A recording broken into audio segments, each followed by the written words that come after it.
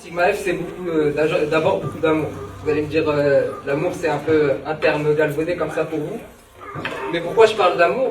Parce qu'à la base, on fait ça par amour et par volonté. Notre but, c'est d'abord de partager ce que nous a donné et de le distribuer à toute la population de Mantes et ses alentours. C'est pour ça que chaque année, Sigma F devient une famille de plus en plus grande, et une famille de plus en plus importante et une famille de plus en plus soudée. Vous le voyez, aujourd'hui, on a 2 ans. Et en 2 ans, on évolue. Et aujourd'hui, c'est notre premier grand événement, on va dire ça comme ça. Le but aujourd'hui, c'était vraiment que les élèves puissent s'inspirer, puissent bénéficier des partages de parcours des différents intervenants. Donc on avait différents stands dans différents domaines. Pourquoi on a voulu organiser, pourquoi Sigma F était autant attaché à l'organisation de cet événement-là? C'est parce que vraiment, nous, l'esprit dans notre association, c'est la solidarité, l'amour, et c'est ce qu'on voulait transmettre aujourd'hui. Voir qu'en fait, avec la mobilisation de tous les intervenants, avec toute l'entraide qu'on avait aujourd'hui, c'était leur faire passer ce message-là. Qu'ils puissent également, eux, plus tard, à leur échelle, organiser des actions comme ça, des initiatives d'entraide et de solidarité avec leurs petits frères et sœurs.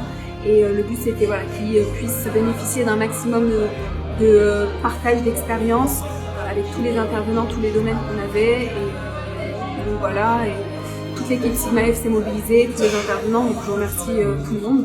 L'idée de ces ateliers-là, c'était plus pour avoir de la proximité avec les élèves, pour que ce soit plus interactif, participatif. Donc on a eu 4 ateliers. Un atelier organisé par l'association Startup Banlieue, qui promeut l'entrepreneuriat dans les quartiers populaires et dont le but principal, c'est vraiment d'aider les élèves, d'accompagner les gens à s'affranchir des barrières mentales. Donc c'était un peu leur message principal aujourd'hui. On avait un deuxième atelier MBTI. Donc MBTI, en fait, c'est un atelier pour apprendre à se connaître, pour pouvoir mieux s'orienter. Ensuite, on a un troisième atelier Parcoursup, où là, la personne, l'intervenante en charge, devait expliquer, devait donner plus d'explications concernant Parcoursup, la plateforme Parcoursup. Et on avait un quatrième atelier, organisé par Ali Keita, donc, qui est apprendre à apprendre. Et donc, en fait, c'est aider les élèves pour la prise de parole en public. Donc ensuite, on a une troisième partie, discours inspirant, où 3 personnes vont nous faire l'honneur de présenter leur parcours. J'avais pas du tout le déclic des études. En première âge, je suis arrivé, j'étais le cassos du fond de la classe. Je travaillais pas du tout. J'avais jamais ouvert un bouquin chez moi. J'avais pas du tout ce déclic-là des études et je ne comprenais pas l'importance. Du coup, j'ai arrêté d'aller au lycée. À peu près au mois de décembre, je vendais des coques iPhone au marché de Mantes. J'étais vraiment à l'ouest, quoi. J'avais pas du tout ce déclic-là des études. On a une plus-value. Cette plus-value, c'est quoi? C'est qu'on a une rage de la réussite parce qu'on a tout en bas.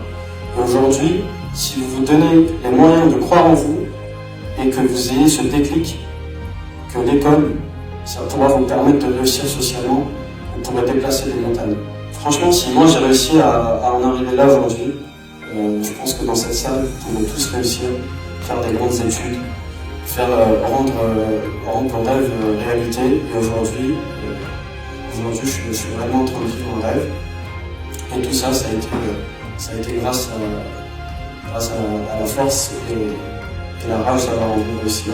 Derrière, il faut savoir qu'il y a des sacrifices, il y a des nuits blanches, il y a du travail, dormir 4-5 heures par nuit pendant plusieurs mois. Et au final, avec du travail et de l'acharnement, on atteint la réussite. Et c'est ce que je vous souhaite à tous dans cette salle. Merci de m'avoir écouté.